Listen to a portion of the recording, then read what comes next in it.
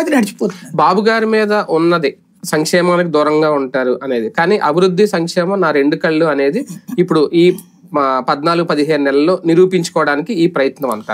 ఆయన జీవితం మొత్తం మీదన ఇంకా తర్వాత కొనసాగితే సీఎం గా ఓకే, కొనసాగకపోతే అంటే లొకేషన్ సీఎం చేసేటట్టయితే ఆయన ముఖ్యమంత్రి పదవి చివరి కాలంలో తన పేరు శాశ్వతంగా గుర్తుకునే పథకాలు చేసినట్టు. ఇప్పుడు ఒకటి ఆయన ఇప్పుడు ఎన్టీ రామారావు దలుచుకుంటే ₹2 కిలో బియ్యం ఎట్లాగో, రాజశేఖర్కి దలుచుకుంటే 108 ఆరోగ్యశ్రీ ఫీజు రియంబర్స్మెంట్లు ఎట్లాగో, నవరత్నాలు అంటే జగన్ ఎట్లాగో, మహిళలకు కూడా డబ్బులు అంటే జగన్ ఎట్లాగో, అమ్మ ఒడి అంటే జగన్ ఎట్లాగో, ఈయన అన్న క్యాంటీన్లో అప్పట్లో ఒకప్పుడు రైతు బజార్లో, తర్వాత అన్న క్యాంటీన్లో, ఇప్పుడు ఈ పథకం కిందకి తీసుకొచ్చినటువంటిది.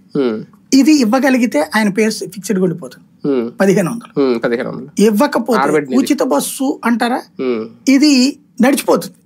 ఆంధ్ర వరకు ఉచిత బస్సు ఆయనే, అన్న క్యాంటీన్ ఆయనే, నో డౌట్. సరే ఇతర రాష్ట్రాలు అమలు చేశాడు, ఇది పక్కన పెట్టి ఆయన ముద్రలు ఆ 2 ఉన్నాయి. ఈ మిగతాది కూడా గ్యాస్ బండలు, అది కూడా ఆయనది అవుతుంది. 3 గ్యాస్ బండలు ఫ్రీ అనేటటువంటి ఒప్పుకోవాలి. వాస్తవానికి దీపం పథకం అది కేంద్ర పథకం. అదే అనేది పథకాలు గతంలో ఉన్నాయి. దీపం పథకం కింద కూడా ఇవ్వట్లేదు. ఇది దీపం పథకం లబ్ధిదారులకి 3 ఉచిత సిలిండర్. కాబట్టి అది ఈయన పేరే వస్తుంది, ఈయన ఇచ్చినట్టు. రాష్ట్రాల్లో అమలు చేయలేదు అసలు ఇది, కాబట్టి ఈయన ఇచ్చినట్టే. హామీ పవన్ ఇచ్చాడు,